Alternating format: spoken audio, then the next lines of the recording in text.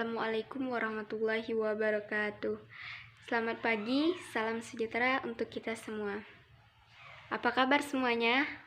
Semoga kita selalu berada di dalam lindungan yang kuasa dan diberi kesehatan. Sebelumnya perkenalkan, nama saya Dina Fawasana dari kelompok 1. Perkenalkan, nama saya Osman Nobli Papan dengan NIM 2205030059. Perkenalkan, nama saya Musarapa dengan NIM 22050300057. Perkenalkan, nama saya Feriwan Octavianto dengan NIM 22050300047. Saya di sini akan menjelaskan konsep patriarki. Istilah patriarki berasal dari kata patriarkat yang artinya adalah struktur yang menempatkan peran laki-laki sebagai penguasa tunggal, sentral, dan bahkan segala-galanya. Menurut KBBI, patriarki adalah perilaku yang mengutamakan laki-laki daripada perempuan dalam masyarakat atau kelompok sosial tertentu. Konsep patriarki yang mengungkapkan adanya keterhubungan beberapa aspek yang berbeda dalam ketidakadilan gender. Adapun dengan budaya patriarki. Budaya patriarki adalah di mana laki-laki menjadi kepala keluarga sekaligus dia pencari nafkah untuk keluarganya. Dan di lingkungan keluarga, istri hanya sebatas bekerja di domestik di rumah tangga saja. Walaupun sekarang perempuan mulai memperjuangkan hak-haknya sebagai perempuan. Tapi, realitas sosial ini berkata lain. Justru dengan adanya budaya patriarki ini, membuat banyaknya tindakan kekerasan terhadap perempuan. Perempuan sering menjadi ancaman dan sasaran dalam dunia kriminal, terlebih dengan tabiat hawa nafsu laki-laki yang lebih besar dibanding perempuan, memicu untuk berbuat keji. Kemolekan perempuan telah meracuni pikiran dan niat yang buruk.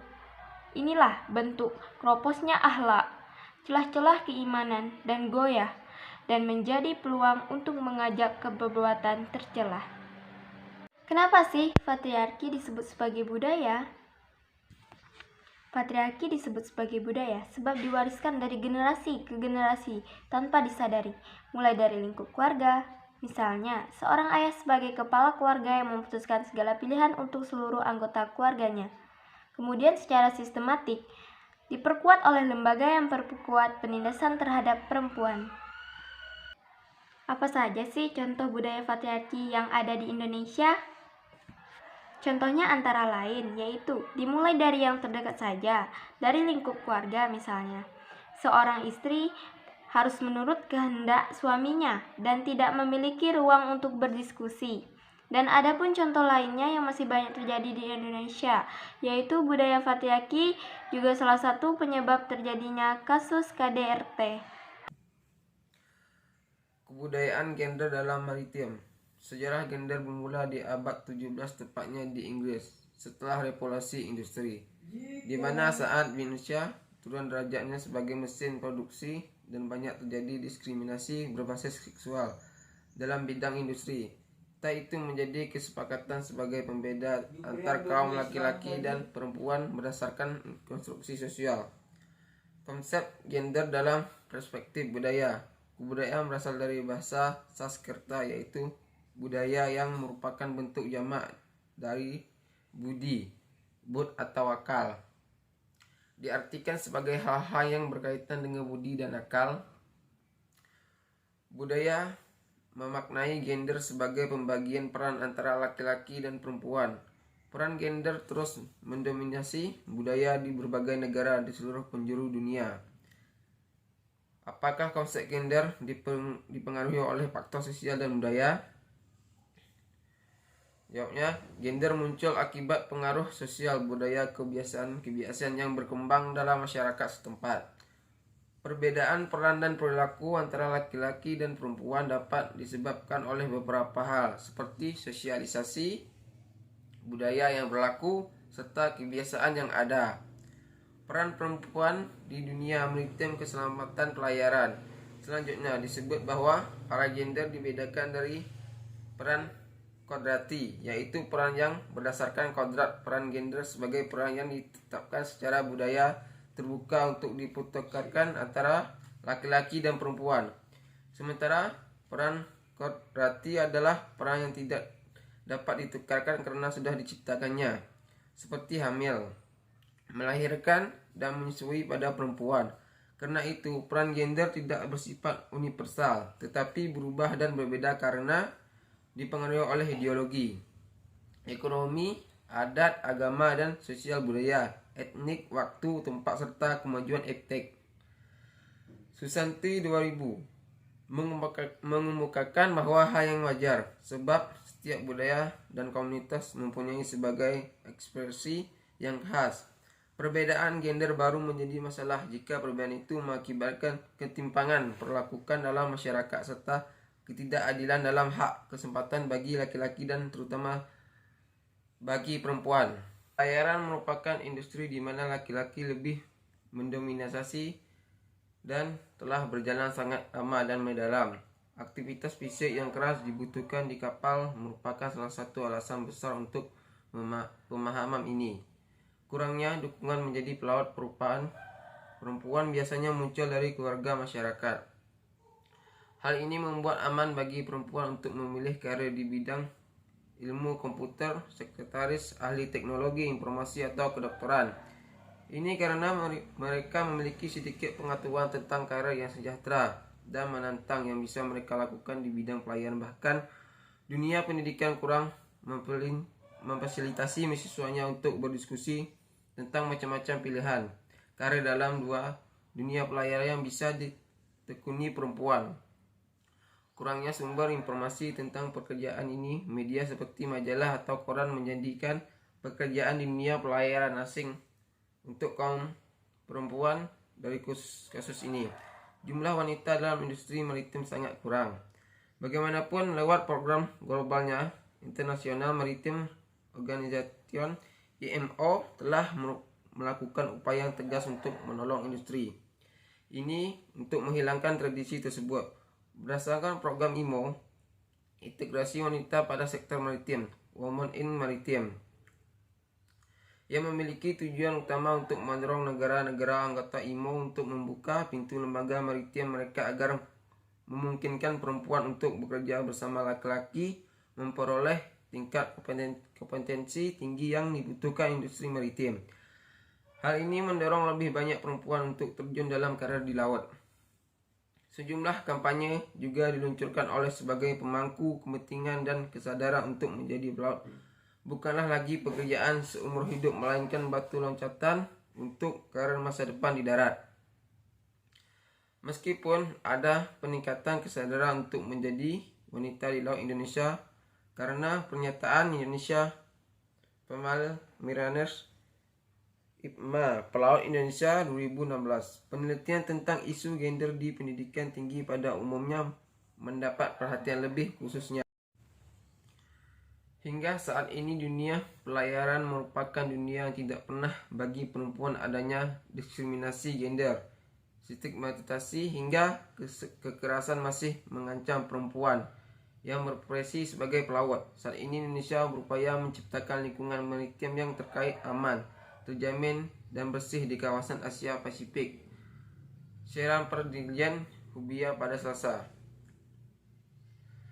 Ditjen Perhubungan Laut memiliki kewajiban untuk menjamin kapal-kapal berbendera Indonesia telah memenuhi persyaratan konvensi internasional serta minimalisir kemungkinan kapal berbendera Indonesia dikaitkan atau ditahan di luar negeri.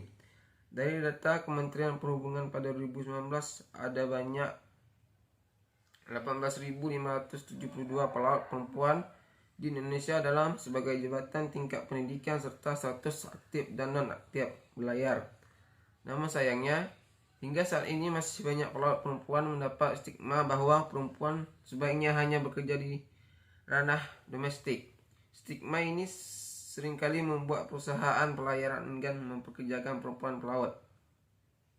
Kendati demikian, perempuan yang bekerja di sektor kelautan sudah memiliki wadah yang tergabung dalam Women in Maritime, yang merupakan salah satu organisasi di naungan International Maritime Organization. WIMA Indonesia didirikan pada tahun 2015 untuk mewadahi peran perempuan yang berprofesi di bidang kelautan, pejabat pemerintah, praktisi, perkapalan, pengacara maritim, surveyor kelautan, pengusaha kelautan, dan akademis. WIMA Indonesia memiliki tujuan untuk lebih meningkatkan peran perempuan di bidang maritim untuk membangun kembali dan meningkatkan budaya maritim di Indonesia. Ketua WIMA Indonesia Dr. Chandra Motik menambahkan, isu peran perempuan di dunia maritim disorot dalam rangka menciptakan kesetaraan gender dan pendidikan perempuan yang berkaitan dengan akses terhadap sumber daya ekonomi. Selain itu, sorotan lainnya adalah terkait kesempatan yang sama di dunia kerja dan untuk keterwakilan serta peran perempuan dalam membangun perdamaian dan rehabilitas. Banyaknya permasalahan serius yang dialami perempuan pelaut selama bekerja di atas kapal. Tidak hanya permasalahan kesetaraan gender dan stigmatisasi terhadap pelaut perempuan di Indonesia, mereka juga kerap mengalami kekerasan dan pelecehan. Penelitian terdahulu yang merupakan penelitian terkait gender yang diselenggarakan dalam pendidikan maritim Indonesia menyatakan bahwa kesadaran merupakan pengetahuan bahwa ada sesuatu atau pemahaman tentang situasi atau subjek pada saat ini yang didasarkan pada informasi atau pengalaman. Gender mengacu pada peran dari tanggung jawab laki-laki dan perempuan yang diciptakan dalam keluarga, masyarakat, dan budaya, termasuk harapan yang dimiliki tentang karakteristik, bakat, dan kemungkinan perilaku laki-laki dan perempuan. Konsep ini sangat penting karena mengungkap bagaimana ketergantungan perempuan dibangun secara sosial. Oleh karena itu, dominasi laki-laki ini bisa diakhiri. Terlahir sebagai laki-laki atau perempuan, selama beberapa generasi telah dikaitkan dengan peran dan nilai kejantanan dan keibuan masing-masing. Laki-laki adalah pemburu dan perempuan adalah pengasuh. Pergerakan melawan keyakinan ini telah menjadi kontroversi selama beberapa dekade. Meningkatkan kesadaran akan isu-isu tersebut juga menjadi tantangan tersendiri bagi masyarakat. Kesadaran gender adalah kemampuan untuk melihat masyarakat dari sudut pandang peran gender dan memahami bagaimana hal ini mempengaruhi kebutuhan perempuan dibandingkan dengan kebutuhan laki-laki. Kapasitas untuk mengidentifikasi dan mengakui bahwa ada isu perbedaan ketidaksetaraan antara laki-laki dan perempuan. Kemampuan perempuan pelaut. Hingga belum adanya payung hukum yang melindungi perempuan pelaut di bidang pelayaran. Untuk menangani hal ini, Sekretaris Jenderal Lembaga Kajian Nawacita Komite Kartini, Kapten Lely Farida, menegaskan pentingnya melakukan optimisasi pemberdayaan perempuan pada industri maritim melalui kebijakan afirmatif yang ditindaklanjuti dengan sosialisasi dan implementasi kebijakan tersebut oleh stakeholder terkait. Kebijakan afirmatif ini diharapkan dapat membuka peluang lapangan pekerjaan bagi perempuan pelaut Indonesia sehingga angka pengangguran akan berkurang. Selain itu, juga meningkatkan keselamatan perempuan pelaut dari bahaya kekerasan dan pelecehan seksual saat bekerja di atas kapal. Dunia pelayaran merupakan dunia yang tidak ramah bagi perempuan. Diskriminasi gender masih sangat terasa bagi pelaut wanita. Tidak semua pengusaha pelayaran menerima pelaut wanita dengan tangan terbuka. Kendali negara kita mempunyai banyak pejuang wanita, salah satunya pejuang emansipasi. Dengan kondisi seperti ini, diharapkan pemerintah melalui Kementerian Perhubungan membuka kesempatan bagi peran wanita secara leluasa untuk berkiprah secara optimal dan mendapat perlindungan dan pengakuan dari negara untuk berkiprah di sektor maritim.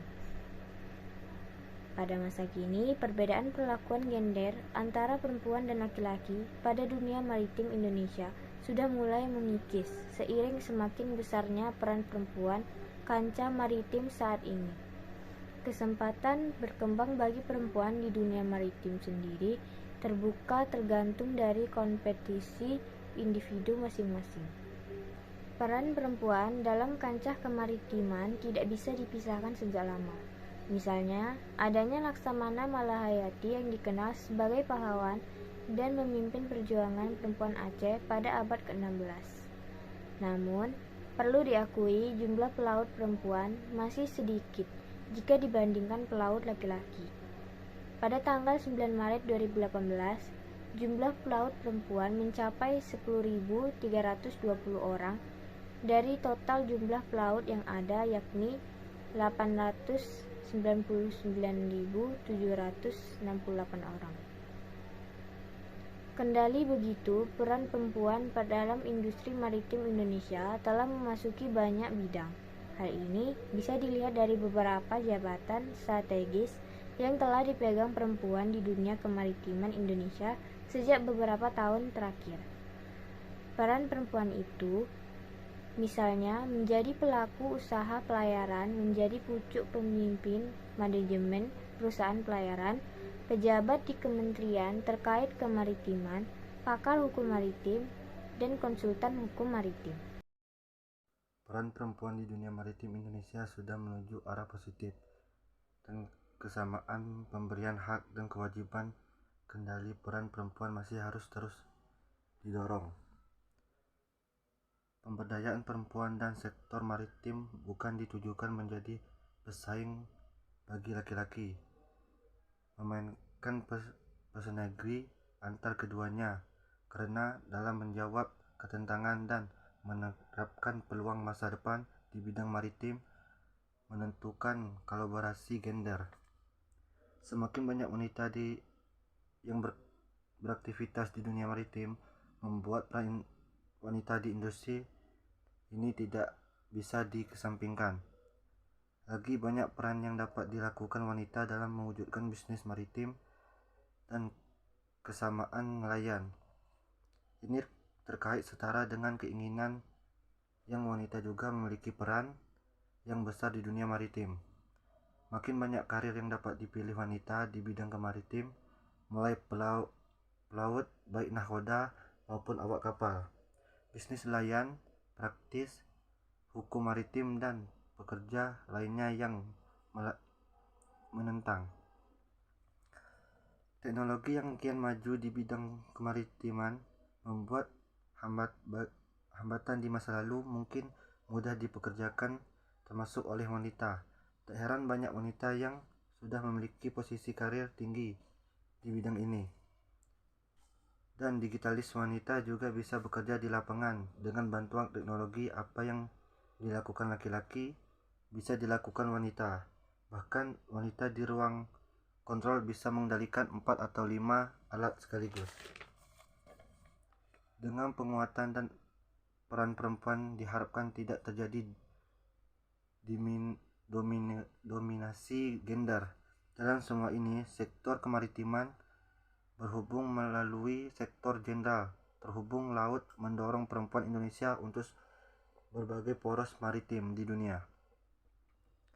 Maritim dunia yang mendukung kegiatan yang mendampakkan keselamatan gender, maka akan banyak perempuan yang menggeluti proses sebagai pelaut di sejumlah kapal milik swasta maupun negara. Kursi kepemimpinan organisasi milik perusahaan di sektor maritim juga banyak ditempati kaum perempuan, misalnya Ketua Indonesia Nation Seapower Association. Baiklah, saya rasa hanya itu penyampaian dari materi kami terkait dengan materi yang telah diberikan. Dan jika penyampaian materi kami pada hari ini kurang sempurna, kami mohon maaf, karena yang sempurna hanya berasal dari Allah. Kalau ada salah dalam tutur kata, mohon dimaafkan. Dan saya akhiri dengan wabillahi taufik wal hidayah. Wassalamualaikum warahmatullahi wabarakatuh.